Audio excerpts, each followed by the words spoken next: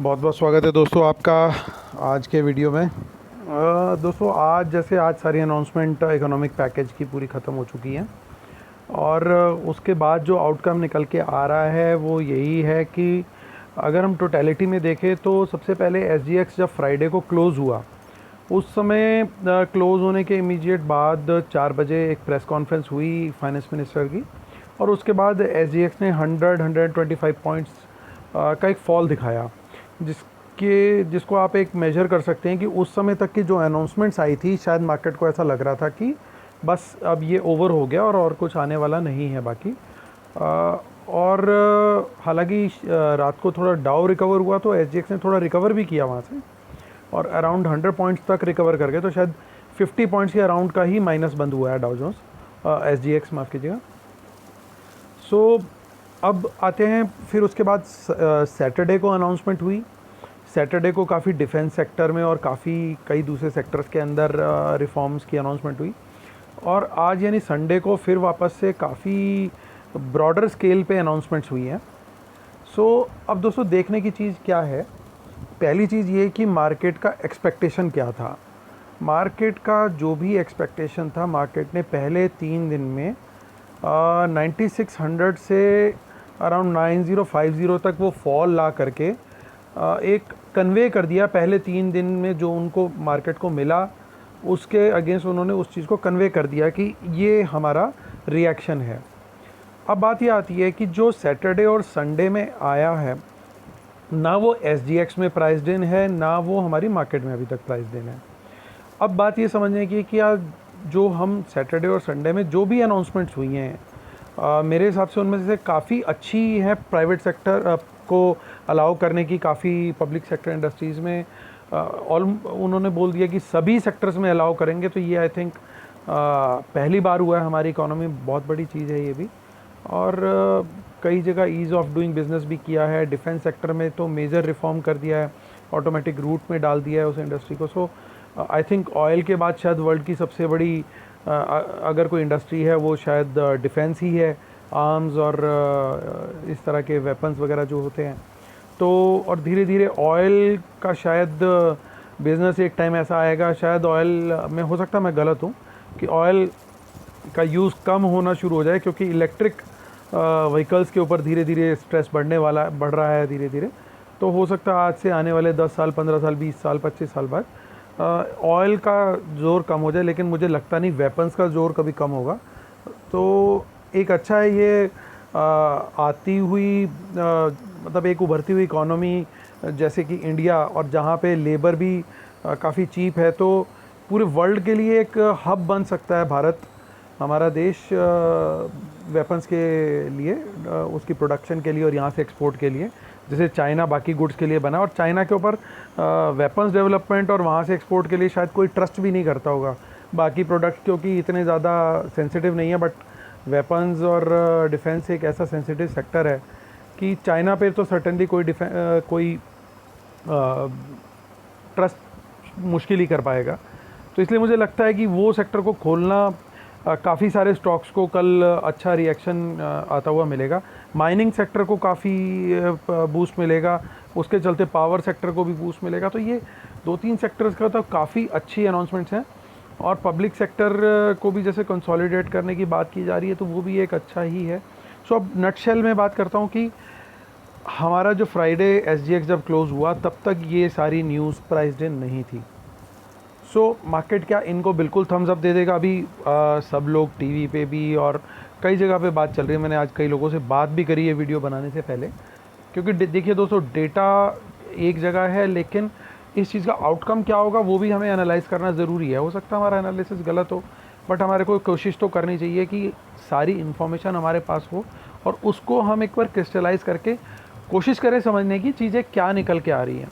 अब बात यही है सिंपल सी कि क्या हमारी पॉकेट यानी इंडियन गवर्नमेंट की पॉकेट इस तरह का कुछ अलाउ करती थी कि सबके अकाउंट में 5-5 लाख या 10-10 लाख रुपए डाल दें, कंसिडरिंग कि हमारी इतनी बड़ी पॉपुलेशन है।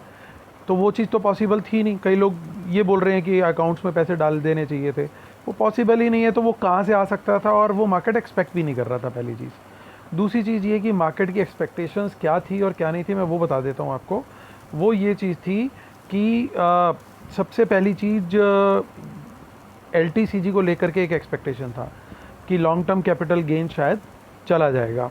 दूसरा ये भी उम्मीद थी कि जब इतने बड़े आपने रिफॉर्म्स अनाउंस किए हैं, प्राइवेटाइजेशन के लिए आप इतना पिच कर रहे हो, तो क्या कैपिटल मार्केट्स के रिफॉर्म भी साथ में नहीं होने चाहिए थे? जी हाँ, ये एक पॉइंट है। अगर यहाँ पे थोड़ा सा स्ट्रेस दे दिया गया होता तो कल मार्केट खुलता ही एटलीस्ट 300, 400, 500 पॉइंट ऊपर मिनिमम, अगर कैपिटल मार्केट रिफॉर्म्स भी इसके साथ अगर इन्फॉर्म कर दिए जाते, which should have included removal of LTCG etcetera. मुझे ऐसा लगता है वो इन्होंने अभी भी अपनी आर्मरी में रखा है वेपन, और उसको ये टाइम आने पे ही निकालेंगे, और निकालना पड़ेगा। उसके बिना जो भी अनाउंसमेंट्स हुई हैं उनको आप इफ़ेक्ट नहीं दे पाओगे। ये तो इस तरीके से हो गया कि आपने सब्जियां खरीद ली लेकिन मसाले नहीं खरीदे, तो टेस्ट नहीं आने वाला है। सो वो मसाला तो डालना ही पड़ेगा आपको। जब तक आप कैपिटल मार्केट रिफॉर्म नहीं लेके आओगे, आप बाहर का कैपिटल यहाँ पे इन्फ्लो नहीं अलाउ करेंगे मार्केट में, तो कैसे आप प्राइवेटाइजेशन करेंगे, कैसे आप डिसइन्वेस्टमेंट करेंगे पब्लिक सेक्टर की? इतना कुछ जो बेचना है तो वो आपको सामने वाले इन्वेस्टर को एक दिखाना पड़ेगा ना, गुडीज़ दिखानी पड़ेंगी। तो वो आने वाले टाइम में आएगा दोस्तों। इस चीज़ को लेकर के मैं कंफर्म हूँ, लेकिन सच्चाई ये है आज की डेट की कि अभी नहीं आया एज ऑफ नाउ। अब वो 15 दिन में आएगा, 1 महीने में आएगा, 2 महीने में आएगा, क्योंकि डिटेल्ड पॉलिसीज़, प्रोसीजर्स वो सब अभी ड्राफ्ट होंगे, सब गाइडलाइंस बनेंगी। तो मुझे उम्मीद है उनके साथ साथ इस चीज़ को भी लाना पड़ेगा गवर्नमेंट को। सो उस समय एक अच्छा मार्केट को बूस्ट मिलेगा अगर इन्होंने अभी उस चीज़ को रोक लिया है। तो अब आते हैं इस बात पे कि अब मार्केट के साथ क्या होगा। सो मार्केट के साथ दोस्तों ये होगा कि कल मार्केट ना तो बहुत बड़ा गैप अप खुलेगा, ना बहुत बड़ा गैप डाउन खुलेगा। मार्केट कहीं थोड़ा साइडवेज सा खुलेगा। हमें वॉच करना है पहले आधे घंटे को। पहले आधे घंटे में मार्केट किस साइड पे जा रहा है, किस तरह का सेंटीमेंट ले रहा है, वही ट्रेंड पूरे दिन कंटिन्यू होना चाहिए, ऐसा मेरे को लगता है। क्योंकि अगर मार्केट को ऐसा नहीं हो सकता कि मार्केट को बिल्कुल कोई चीज़ पिछले 2 दिनों की, सैटरडे और संडे की, ना पसंद आई हो। सर्टेनली कुछ ना कुछ पसंद आया होगा, और चीज़ें हैं भी इस तरह की जो मार्केट को ओपन करना, इतने बड़े बाज़ार को खोल के रख देना वर्ल्ड के लिए, जो कि ढूंढ रहा है जगह कि हम पैसा कहाँ लगाएं। So it's a win win situation for everyone. तो मुझे लगता है कि शायद अगर कुछ छोटा मोटा डिप या कुछ आता भी है अगर कल मॉर्निंग में, तो वो पहले आधे घंटे के अंदर एब्जॉर्ब होना चाहिए, और उसके बाद मार्केट वहाँ से कंसोलिडेट करना चाहिए। ये न्यूज़ इग्नोर करने वाली मेरे हिसाब से नहीं है। ठीक है, कैपिटल सेक्टर रिफॉर्म्स जब आने होंगे तब आएंगे, लेकिन मार्केट यहाँ पे कंसोलिडेट करना चाहिए और एक स्लो एंड स्टेडी अपरन एक लेना चाहिए। और अगर पहले आधे घंटे में मार्केट अपने पॉजिटिव रहता है मान लीजिए, और पहले आधे घंटे तक कंटिन्यू रह जाता है, तो मेरे को ऐसी उम्मीद है कि शायद मार्केट अपने डेज हाई पे क्लोज़ हो। और वो डेज हाई 150 पॉइंट होता है, 200 पॉइंट होता है, 250 पॉइंट होता है, वो हम एक बार ऑप्शन चेन से वापस रीचेक करेंगे, और एक बार से नेट पोजीशन दोबारा से आप लोग को दिखाने की कोशिश करता हूँ कि डाइस और प्रोज ये दोनों लॉन्ग बैठे हैं, और इनके पास है अराउंड 35,000 इंडेक्स फ्यूचर कॉन्ट्रैक्ट। वहीं 28,000 इंडेक्स फ्यूचर कॉन्ट्रैक्ट शॉर्ट हैं किसके पास? FII के पास। तो इन दोनों की सीधी लड़ाई है। मुझे अभी भी लगता है कि प्रो और DII का पलड़ा एंड ऑफ द डे भारी रहना चाहिए। क्लाइंट्स के पास कॉल ज़रूर हैं, लेकिन कल एकदम मॉर्निंग में पहले आधे घंटे में शायद प्रीमियम गिरे, क्योंकि बड़ा गैप अप अगर नहीं होगा तो ये प्रीमियम नीचे जाता हुआ दिखना चाहिए। तो प्रोज को भी वहाँ पे मौका मिलेगा अपनी पोजीशन को एडजस्ट करने का, और वहाँ पे हमें थोड़ा सा क्लैरिटी निकल के आएगी कि मार्केट किस तरफ की डायरेक्शन है। और रिटेल क्लाइंट ने जो पुट राइट कर रखी हैं, वो पुट्स एक रिस्की वेंचर, एक वो सबसे बड़ा मार्केट को रोकने वाला पॉइंट ही वही है इस समय।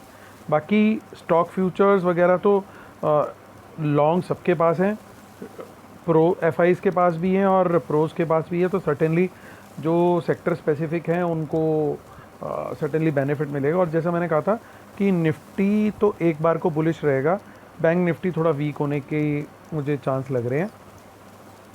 और ये जो कॉल्स भी हैं मोस्टली इसमें से मुझे बैंक निफ्टी की ही कॉल की राइट की हुई लग रही है। वो मैंने आप लोग को कल ऑप्शन चेन एनालिसिस में कल के वीडियो में भी दिखाया था। मैं आपको वापस से एक बार ऑप्शन चेन पहले निफ्टी की फिर बैंक निफ्टी की दिखा देता हूँ, ताकि हम एक बार रिव्यू कर लेंगे कल हमारे लिए क्या सपोर्ट और क्या रेजिस्टेंस हो सकते हैं। 9000 पे एक इनिशियल सपोर्ट दिख रही है मेरे को, उसके बाद 89 और 88 पे बहुत बड़ी सपोर्ट है। 89 पे थोड़ी कम है लेकिन 88 पे अच्छी सपोर्ट है। सो मेरे को वैसे लगता है कि 9000 के नीचे अगर जाता भी है मार्केट तो मैक्सिमम 8950 के आसपास तक जा करके रिकवर कर लेना चाहिए। और हो भी सकता है कि ये लेवल्स ना भी आए और मार्केट ऊपर ही खुले। और 9300 पे ज़रूर एक छोटी सी माफ कीजिएगा 9300 पे एक छोटी सी रेजिस्टेंस है, बट मार्केट अगर अपना अप मूव बनाता है तो शायद ये रेजिस्टेंस तोड़ दे। मुझे रियल रेजिस्टेंस जो दिख रही है वो 9500 के आसपास दिख रही है। तो हो सकता है मार्केट कल, अगर वैसे 400 पॉइंट्स काफ़ी ज़्यादा हो जाएगा, बट कुछ कह नहीं सकते जब मोमेंटम आता है मार्केट में, and market is always supreme, तो वो भी हो सकता है। बट 9400 तक कल मार्केट 9300 तो मेरे को टच करता हुआ दिख रहा है, अगर पहले आधे घंटे में पॉजिटिव रहने में कामयाब हो गया तो, और शायद उसे क्रॉस भी कर दे। तो पहला आधा घंटा हमारे लिए क्रिटिकल है दोस्तों। अब बैंक निफ्टी की एक बार कॉल भी देख लेते हैं। बैंक निफ्टी की कॉल्स और पुट्स में सपोर्ट रेजिस्टेंस कहाँ पे है। बैंक निफ्टी में 18500 पे पहली सपोर्ट दिख रही है और 18000 पे दूसरी सपोर्ट है। और कॉल साइड पे जो मैक्सिमम राइटिंग हो रखी है वो 19000 पे ही है, तो ये हो सकता है थोड़ा टफ हो जाए यहाँ पे। बाकी उसको ब्रेक करता है तो 19500 और फिर 20000 पे है। बाकी फर्स्ट ये रेजिस्टेंस ही अपने आप में बहुत बड़ी है, तो इसके चलते हो सकता है क्वाइट पॉसिबल कि बैंक निफ्टी में ज़्यादा मूव हमारे को ना दिखाई दे, क्योंकि डायरेक्टली बैंक निफ्टी को बेनिफिट करने वाला कोई ऐसा अभी तक न्यूज़ हमें मिल नहीं पाया है। तो ये दोस्तों व्यू निकल के आ रहा है। पहले आधे घंटे पे आपको नज़र रखनी है। मार्केट जिस साइड पे पहले आधे घंटे में कंट्रोल करने में कामयाब रहा, मुझे लगता है कि उसी डायरेक्शन में फिर through out the day market रहेगा। और उसी साइड पे अगर नीचे जाता है तो फिर हो सकता है डेज़ लो पे क्लोज़ हो, और अगर ऊपर जाता है तो हो सकता है डेज़ हाई के आसपास क्लोज़ हो। मेरे को अभी भी ऐसा लगता है कि शायद डेज़ हाई के आसपास क्लोज़ होगा। अगर लड़ाई होती भी है बुल्स और बियर्स की, उसका प्राइमरी रीज़न जो मुझे दिखता है वो दिखता है प्रोज और DIIs के ये जो पोजीशन जो हाल फिलहाल में क्रिएट हुए हैं। सो ये जो क्रिएट हुए हैं ये किसी रीज़न से ही हुए होंगे। आई डोंट थिंक कि ये लोग लॉस करने वाले हैं, और ये दोनों मिलकर के अगर एक साइड पे खेलेंगे तो मुझे लगता नहीं कि इतनी इजीली ये लोग हार मानने वाले हैं। ज़रूर है ऐसा कि कॉल्स राइट की हुई हैं प्रोज ने, बट वो मैंने आपको दिखाया कि बैंक निफ्टी में है, तो निफ्टी में पोजीशन स्ट्रांग दिख रही है मुझे काफ़ी। सो कल का पहला आधा घंटा देखना दोस्तों थोड़ा क्रूशियल है। तो जो लोग सेफ ट्रेडर्स हैं उनके लिए मेरा सजेशन यही है कि 9:45 तक कोई ट्रेड ना लें। अगर आप बिना किसी पोजीशन के गए हुए हैं, please wait and watch for first half an hour, let the trend get clear, market को अपनी डायरेक्शन ढूंढने दीजिए। अगर आपको लगता है कि हाँ पॉजिटिव साइड पे जा रही है तो फिर आप भी लॉन्ग बनाइए और फिर उसको राइट कीजिए। चलिए दोस्तों, इसी के साथ वीडियो ख़त्म करता हूँ। अगर आपको मेरा वीडियो पसंद आ रहा हो तो प्लीज़ लाइक करें, शेयर करें, सब्सक्राइब करें और बेल आइकन भी ज़रूर दबाएं, और कमेंट्स करके भी शेयर करें आपको मेरा वीडियो कैसा लगा। Thank you so much friends and happy trading. God bless you all.